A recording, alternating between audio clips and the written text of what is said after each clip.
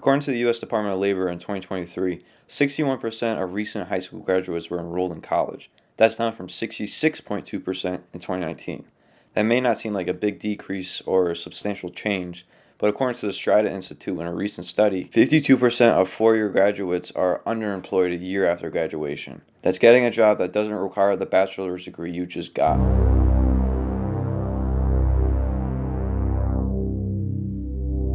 When I was coming up with the idea to make this video, I couldn't think of a better person to talk to than my woodworking teacher at school. He's been teaching woodworking in high school for over 10 years now, so of course he's going to have a unique perspective on the topic. He's seen thousands of kids go through high school and go through the deciding process of whether or not you're going to go to college or trade school or even start a business. Anyway, he's just a cool guy to talk to, and every single time we talk, I think I should be recording this because I think other people will enjoy what he has to say. But this time, when we talked, I happened to have a camera. We are focusing on the ideology of being a part of a college instead of finding a career. So our big thing and my big push has been let's start talking about careers. So what's the conversation, everybody's conversation with guidance and so forth, the first question is what school do you want to go to? Where do you want to go? Do you want to go, somewhere that's close? Do you want to go abroad? Where do you want to go? Instead of, I think the conversation should be, what do you want to do with the rest of your life? Which is, I think, something that happens at home because, coming from my own experience, both my parents were, they immigrated here when they were younger, and both parents never went to college. And their goal for me graduating high school was college.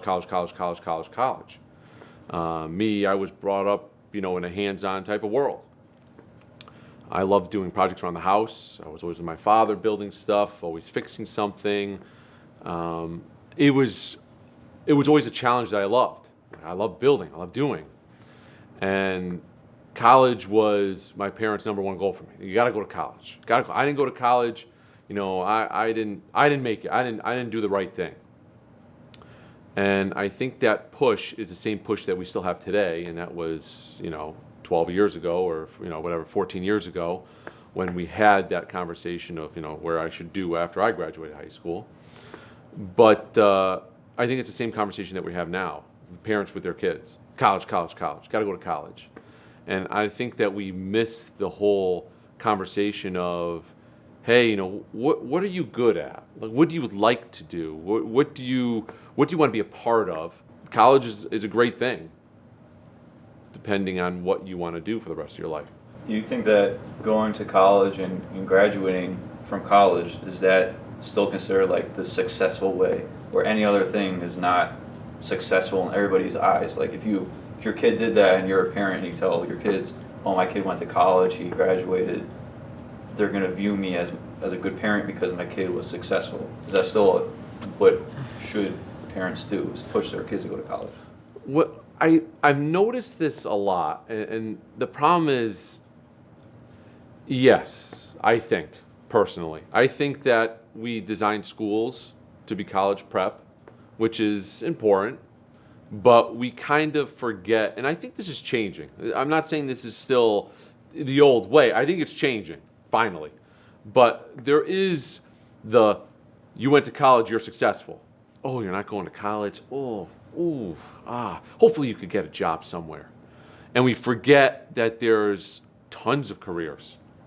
I know multiple people that never went to college but own an HVAC company, that own a plumbing company, that run lines in a manufacturing plant, that are very successful. They make plenty of money. And success isn't just about the money, but they're successful in the fact that they're happy. I get to go to work today. I don't mind it. And because we've said college is the only way to do that, we put our focus on finding a career that you need to have a college, and that's successful. That's great. You'll only be happy that way. When I know a lot of students that are just great hands-on. I've had plenty that graduate that I hear back from that are like, oh, this is the greatest thing ever. Thank God I didn't go to college. You know, I'm making great money. I feel happy. Like, this is great. What do you say to a kid that goes through your class through woodworking and sees something that's different than your traditional, English, writing, reading, math, science, sees something different from that, sees a path that's different than college and wants to go with it, but maybe their parents still see college as a successful way and doesn't know how to say it to them? How do you sort of push them in that direction of a new path that maybe is different than college and is more hands-on, that's going to give them that happiness and success? So this is like the tough boundary of being a teacher. My job isn't to tell you what to do. My job is to show you opportunities and to see if there's something that interests you, and hopefully get you excited about it. And if you don't get excited about it, then help you find something else that's exciting. I never want to tell a kid, ignore your parents, because that would be it just wouldn't be the right thing to do. It would be more of, if a student came to me and said something like that, I would say, you need to have a true conversation with your family. I'll always tell a kid, you got to do what you want, like what you really want to do. I hear kids all the time that want to do something that's off the beaten path, and I always tell them, if this is what you're going to want to do every day and you're going to be excited about it, then yes, you should really try to pursue it. In the ideal world, if this was my perfect world, every single school in every single town should have the equal ability to have a woodworking shop, so that students have the opportunity, because this is obviously, these 4 years, in my opinion, are really important. So with your own experience, because you did go to college and then you became a teacher, but now you're teaching a shop class, first, what is your vision of somebody who goes through high school and sees what high school is, and they choose to go to college, but you think that they shouldn't? Like, who is that person where they go through maybe your woodworking class and you see them, but they're not meant for college based on what they're doing, how they're performing in different classes, or just their personality? Who's that person who's not meant for that? Well, I've seen some students that have taken the class, and they'll say to me, "Oh, I'm going to college next year."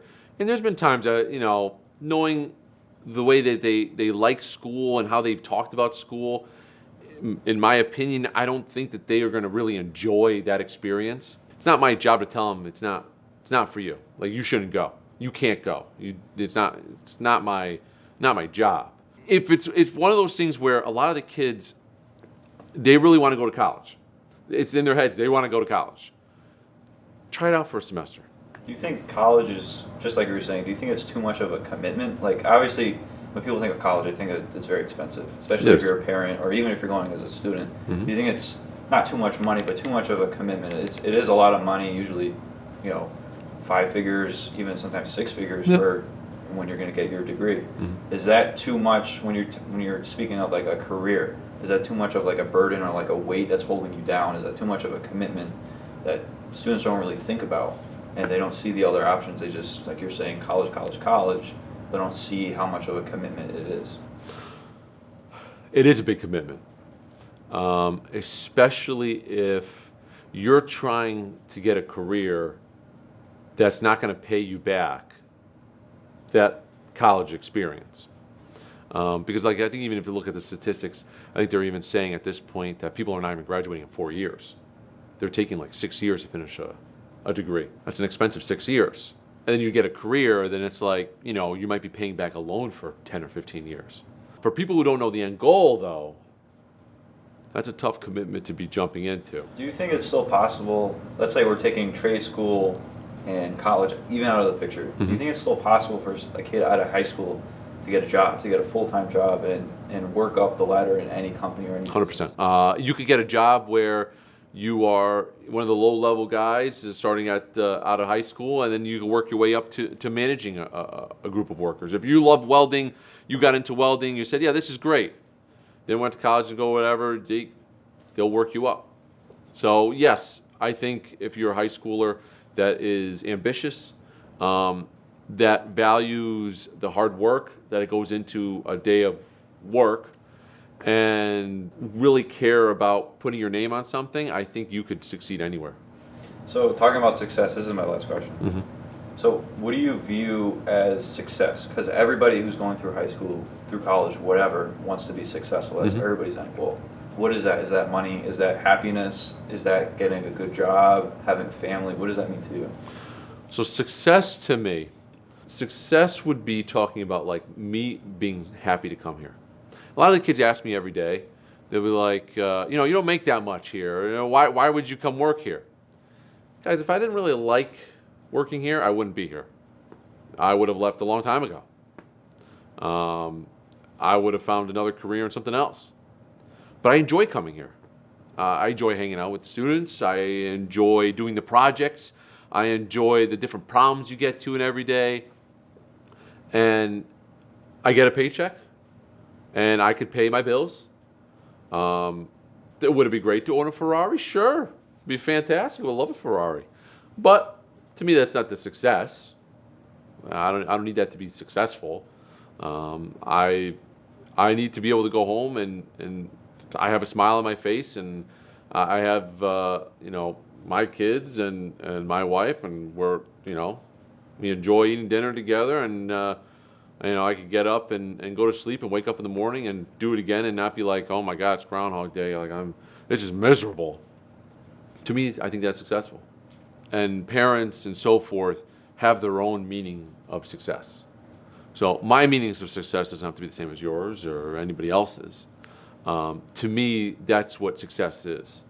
To somebody else, though, they might look at it as, I'm not successful unless I own that Ferrari.